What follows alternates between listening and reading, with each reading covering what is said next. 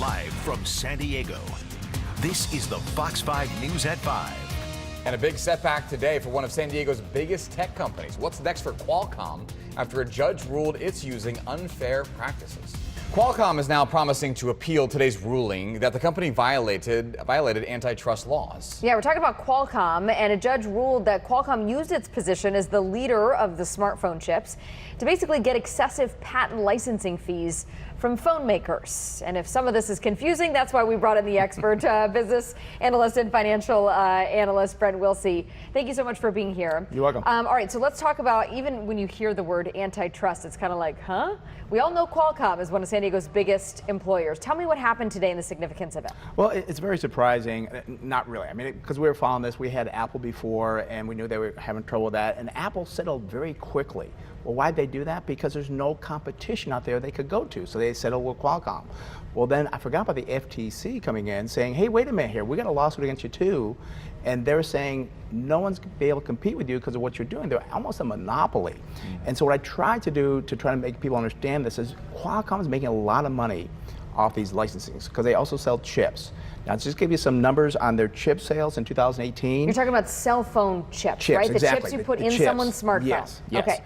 They made 17,000 or 17 million was their revenue.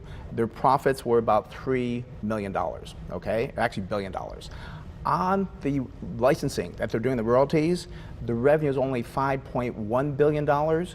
But they made $3.5 billion with a profit margin of nearly 70%, and that includes Apple not paying them during that time frame. The previous years, their operating margin was about 80%, so that's why they're spending anything they can to protect this.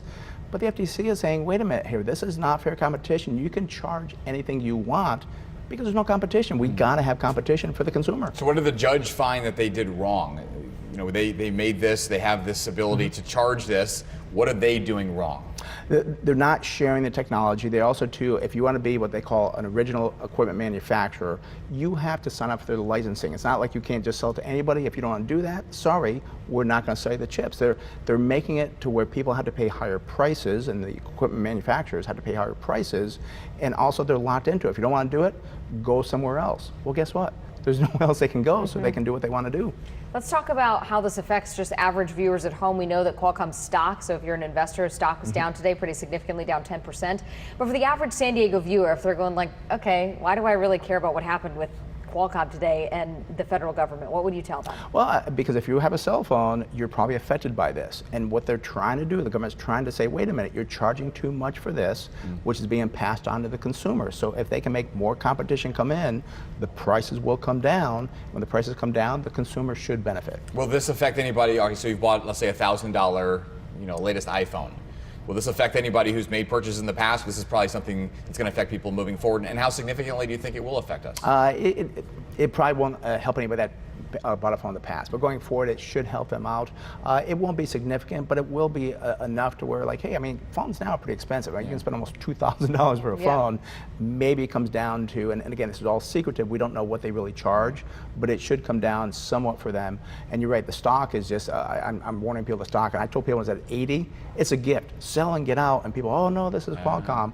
That stock could be cut in half because it's going to hurt their royalties. You can see that stock trading at $30, $35 a share if they don't win. Right now this. It's at about 70, I think, after it dropped. Yeah, just under 70. 10%. Yeah, hit a high of 90. Lastly, before I let you go, Brent, I want to ask you about the employees. You talk about the value of the company, or maybe how hard they're getting hit. It's a big employer here in San Diego County. How is it going to affect people who work for Qualcomm? That's a good point. It's not going to be good for them because if they lose revenue, they lose profits, they're going to have to cut some costs, and that could be cutting some of their employees that are not going to be able to do as well. So it's a bad thing for San Diego. I always hate seeing this because you like Qualcomm, but we got to be real that, hey, business-wise, we got to be careful.